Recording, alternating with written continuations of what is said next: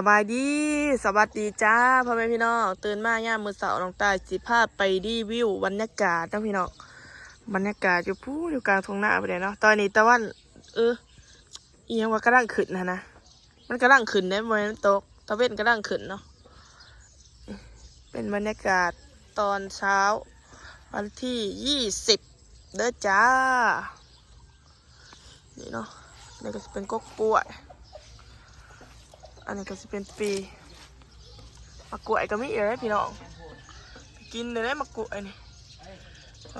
เบาก็อีพ่อปลูกก็เลยเป็นแหละเนาะ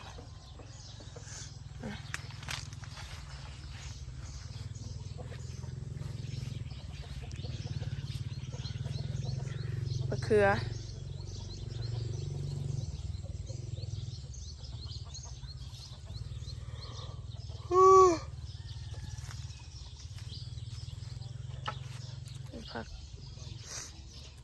พักกระดังสิเป็นกระดังเกิดนะพี่น้องแต่มันโมยาวปานใด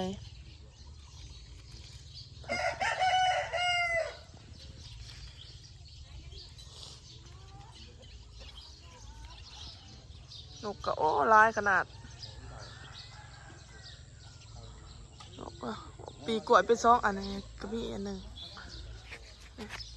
กล้วยพักนี่มีลายสนิทเด้พี่น้องมะเขือก็มีพวกก็มี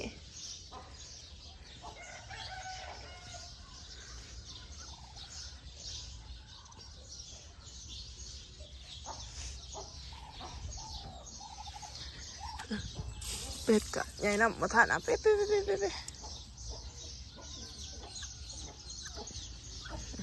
นี่ก็เป็นผักอีตูนะพี่น้องผักอีตู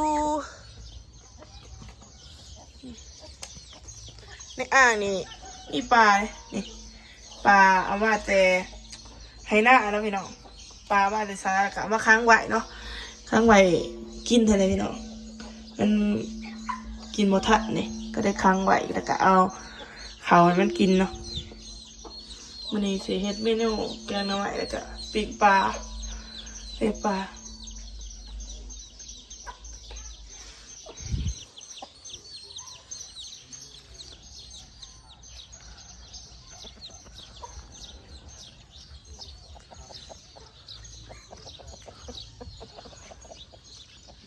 ต้นเผ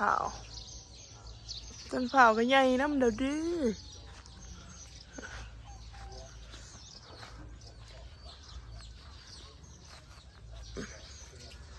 ตัวผู้บักตัวผู้ บักตัวผู้อ่อนบักเก็บบักตัวผู้แก่นี่บักตัวผู้เก็บไปกินนะ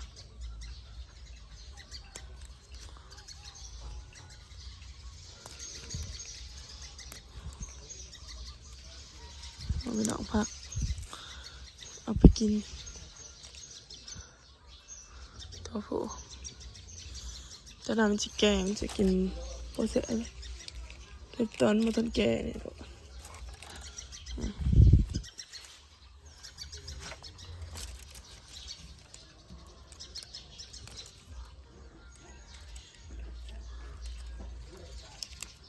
จะได้กับข้าวราแล้วนี่พี่น้องวันที่31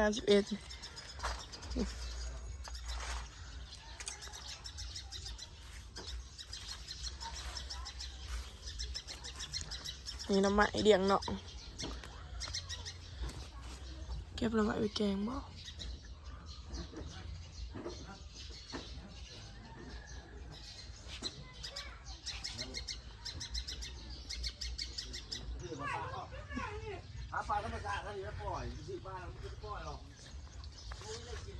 ส่วนนี้ก็ย่ำแหลกนะพี่น้องเตรียมเฮ็ดหน้าแซงปีนี้ว่าสิบ่ได้เฮ็ดหน้าแซงก็ได้เฮ็ดอีเลยเดี๋ยววันนี้น้องตาก็สิลงไปหาทางหญ้าไว้กับอีแม่เนาะ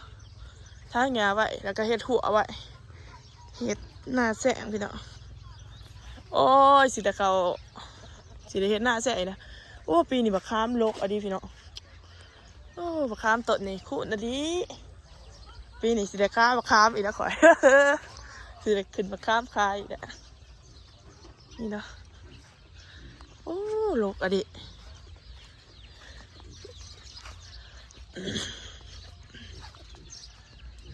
น้องเป็นขามโอ้โลกอะดินะพี่น้องขามนี่ได้ไอ้บ่12นี่ขามเนาะขามนี่เขาจะซื้อเลยขามเป็นนักข่าอะไรเอามาปอกคายนี่โอ้ไรเรื่องนี่เนาะ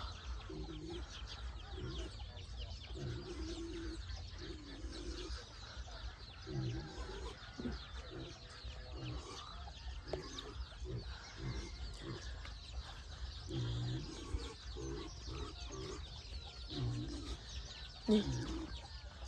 อันนี้ก็จะเป็นหุ่นไลกานะพี่น้องหุ่นไดนุกไลกาเนาะ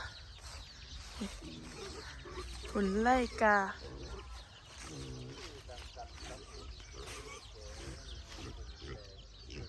ย่ามือเสาลงตายกับพวกได้อยู่พี่น้องเฮ็ดกินเฮ็ดอยากแต่ว่ามื้อนี้แบ่งเวลามาถ่ายคลิปเนาะอยากได้ละมาถ่ายคลิปโอ้อันจ้อยมะขามในปีนี้คือเป็นได้แต่ว่าโอ้ยนะพี่น้องมะขามเนาะน้องผู้ชายสิขึ้นคายมีหมูหน่อยอีกแล้วอีเมลแล้วซื้อหมูหน่อยโอ้ยนะยายอ้วนนี่เอาแต่หมูหมูหน่อยขามมันสุกก็บอกมะขามเริ่มสุกแล้วเด้อนี่เด้อ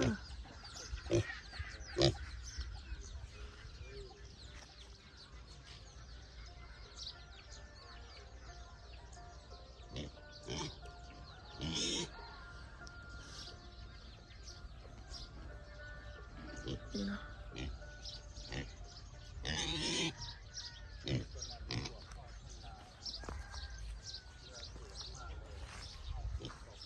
บรรยากาศ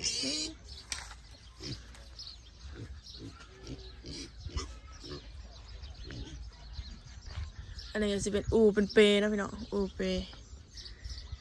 เป็นบ่อนผักใจวัดสันซาย่ามหลังใต้คิดร้ายก็ลงมาอยู่นี่แหละมานอนอยู่อูพี่น้องเลยแต่ว่าอูมันอยากอะไรเนาะนี่ก็จะเป็นขอกไก่เนาะไปหาเกลือหมูก่อน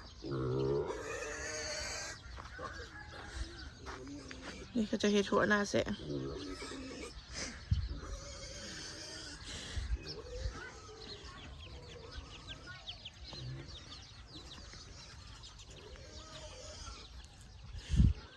นี่นะพี่น้องบรรยากาศยามมื้อเช้าประมาณนี้แหละ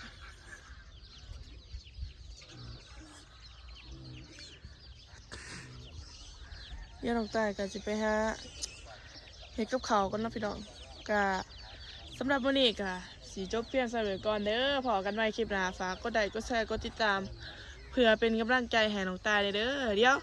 ไปเบิ่งอีพีหน้าเนาะว่าจะถ่ายคลิปยังโอเคพี่น้องพอกันไว้คลิปหน้าจ้าบ๊ายบายถ้าอยากสนับสนุนฝากเบิ่งโฆษณาให้น้องตายเด้อหรือว่าอยากส่งซุปเปอร์ตอกซุปเปอร์แตงก็สามารถส่งได้ที่คอมเมนต์ได้จ้าขอบคุณหลายๆเด้อบ๊ายบาย